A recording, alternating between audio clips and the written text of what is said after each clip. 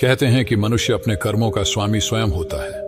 वह अपने ही कर्मों की विरासत पाता है और कर्मों से ही उत्पन्न अपने कर्मों के बंधन में बंधता चला जाता है। सच यह भी है कि इस दुनिया में दो तरह के इंसान हैं। एक जो यह मानते हैं कि भाग्य वाग्य कुछ नहीं होता और वे कर्म की प्रधानता में ही विश्वास करते हैं। दूसरे वे लोग हैं जो भाग्यवादी हैं, यानी उनका किस्मत कनेक्शन में पूरा भरोसा होता है। उनका दृढ़ विश्वास होता है कि जो भाग्य या किस्मत में लिखा है वह होके ही रहेगा। अर्थात इंसान जिंदगी भर कर्म और भाग्य की दो धुरियां में घूमता रहता है और अंततः दुनिया से अलविदा हो चला जाता है। आज का युवा भी यही सोचता है कि बिना कुछ किए ही उसे वह सब कुछ मिल जाए जो वह चाहता है, लेकिन ऐसा बहुत कम लोगों के साथ ही होता है। इस विषय पर अक्सर बहस होती रही है कि आंख फिर कौन बड़ा है, कर्म या भाग्य। अनंत काल से ही यह बहस का विषय रहा है कि कर्म ज्यादा महत्वपूर्ण है या भाग्य। दोस्तों, इस कहानी को सुनने के बाद आप यह बात तो अच्छी तरह समझ जाएंगे कि दोनों में श्रेष्ठ क्या है। जानने के लिए कहानी को अंत तक ध्यान से सुनिए। एक जंगल के दोनों ओर अलग अलग राजाओं का राज्य था और बीच में जंगल था। उसी जंगल में एक महात्मा रहते थे जिन्हें दोनों राजा अपना गुरु मानते थे। उसी जंगल के बीचों बीच एक बड़ी नदी बहती थी। अक्सर उसी नदी को लेकर दोनों राज्यों के बीच झगड़े फसाद होते रहते थे। एक बार तो बात इतनी बिगड़ गई कि बात युद्ध तक आ पहुंची। कोई भी राजा सुलह को तैयार नहीं था, सो युद्ध तो निश्चय ही था। दोनों राजाओं ने युद्ध से पहले महात्मा का आशीर्वाद लेने की सोची और पहुंच गए। जंगल की उस कुटिया में जहां महात्मा रहते थे, पहले एक राजा आया और उसने महात्मा से युद्ध में विजय का आशीर्वाद मांगा।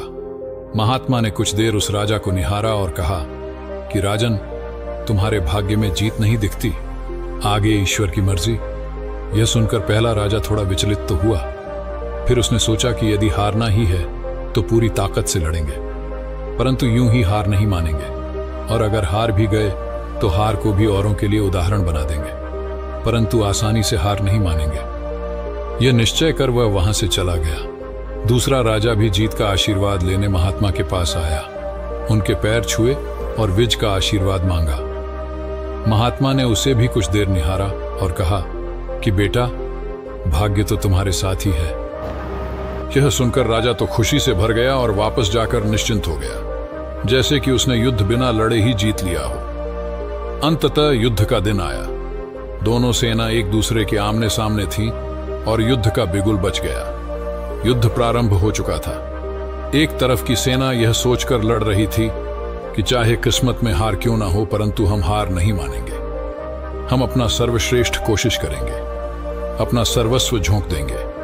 और वहीं दूसरी तरफ की सेना एक निश्चिंत मानसिकता के साथ लड़ रही थी कि जितना तो हमें ही है, तो घबराना कैसा। लड़ते लड़ते दूसरी सेना के राजा के घोड़े के पैर का नाल भी निकल गया और घोड़ा लड़खड़ा लगा। पर राजा ने ध्यान ही नहीं दिया, क्योंकि उसके दिमाग में एक ही बात चल रही थी कि जब जीत मेरे भाग्य में है ही, फिर किस बात की चिंता। कुछ ही क्षण बाद दूसरे राजा का घोड़ा लड़खड़ा कर गिर गया, जिससे राजा भी जमीन पर गिर पड़ा और घायल हो गया और वह दुश्मनों के बीच गिर गया। पहले राजा के सैनिकों ने उसे बंधक बना लिया एवं उसे अपने राजा को सौंप दिया। युद्ध का निर्णय हो चुका था। युद्ध का परिणाम बिल्कुल महात्मा की भविष्यवाणी के विपरीत था। निर्णय के बाद महात्मा भी वहां पहुंच गए। अब दोनों राजाओं को बड़ी जिज्ञासा थी कि आखिर भाग्य का लिखा बदल कैसे गया।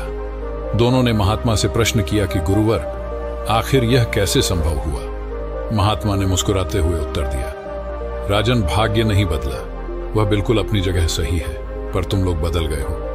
उन्होंने विजेता राजा की ओर इशारा करते हुए कहा कि अब आपको ही देखो।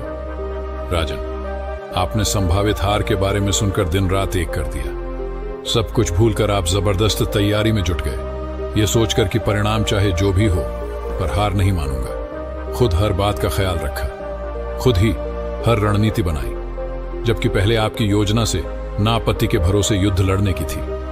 अब महात्मा ने पराजित राजा की ओर इशारा करते हुए कहा कि राजन, आपने तो युद्ध से पहले ही जीत का जश्न मनाना शुरू कर दिया था। आपने तो अपने घोड़े की नाल तक का ख्याल नहीं रखा। फिर आप इतनी बड़ी सेना को कैसे संभालते और कैसे उनको कुशल नेतृत्व देते। और हुआ वही जो होना लिखा था, भाग्य नहीं बदला। पर जिनके भाग्य में जो लिखा था उन्होंने ही अपना व्यक्तित्व बदल लिया। फिर बेचारा भाग्य क्या करता दोस्तों। हमें इस कहानी से यह सीख मिलती है कि भाग्य उस लोहे की तरह वहीं खींचा चला जाता है जहां कर्म का चुंबक हो। हम भाग्य के अधीन नहीं हैं, हम तो स्वयं भाग्य के निर्माता हैं। यह सत्य है कि भाग्य भी उन लोगों का साथ देता है जो कर्म करते हैं। किसी खुरदरी पत्थर को चिकना बनाने के लिए हमें उसे रोज घिसना पड़ता है, उसी प्रकार हमें अपने भाग्य को चमकाने के लिए कर्म तो करना ही पड़ता है। दोस्तों, उम्मीद है आपको कहानी पसंद आई होगी। अगर कहानी पसंद आई हो तो वीडियो को लाइक और चैनल सब्सक्राइब करें। धन्यवाद।